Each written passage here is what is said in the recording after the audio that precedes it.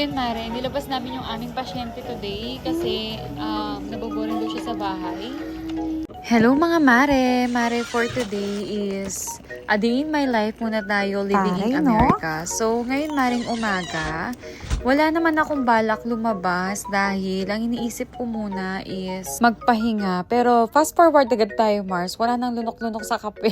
So ikakanto ko lang Mare ko, ngayong araw is wala talaga kaming balak lumabas. Kaso si Daddy Rick talagang gusto niyang lumabas. Almost 3 weeks na nga rin pala nakaraan yung kanyang surgery. So ngayong araw is talagang gusto na niyang lumabas para maarawan siya at ma-exercise na siya.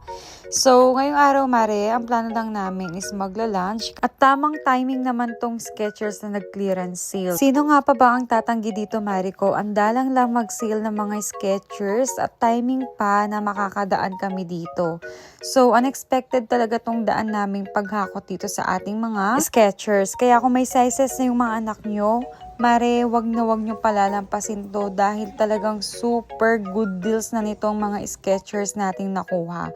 So, after nyan, Mare ko, dumiretso na kami nag-lunch kasi gutom na yung mga dinosaurs namin kasama. Dito sa kinainan namin, Mare, is Hibachi siya, buffet. So, nandito lahat yung mga Asian's food, may mga seafood, ganyan. So, syempre, laban tayo dito, lalaman tayo. Kasi nagutom tayo sa paghakot sa Skechers. So, ang dami mong pagpipilian dito, Mars, at kayo na rin ang magsasawa. Dito, Mare ko, kada kumakain kami, halos mga seafood talaga yung mga target namin. Hindi na yung masyadong rice.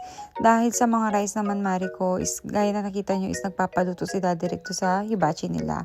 So, ang dami rin nilang desserts, Mare ko, ang tatamis, halos magkakadiabetes. Hindi na rin kami nagtagal dito, Mare ko, kasi ang buffet dito, Mare, is maximum niya is 2.5 hours. Pero yung na-consume lang namin is walang 1 oras. Dito sa video na to, Mare ko, niloloko namin dito si Daddy Rick. Sabi namin sa kanya, ikaw yung nag-iya sa amin, kaya siya ang magbabayad. Kaya namnamin niya ang kada subo niya sa mga kinakain niya. Tawang-tawa siya dito, Mare ko, kasi grabe naman talaga yung pagka-board niya. Almost 3 weeks nga lang naman siya na hindi talaga lumabas ng bahay. Kaya sabi ko talaga sa kanya, after namin kumain dito at uuwi na rin kami. Dito sa US, Mare ko, is parang routine lang namin is paulit-ulit. Kung ano ginawa mo ng umaga ngayon, ganun din kinabukasan. Kasi halos yung life dito, Mars, ang bibisi ng mga tao, parang di mo mamamalay, dadaan lang yung araw.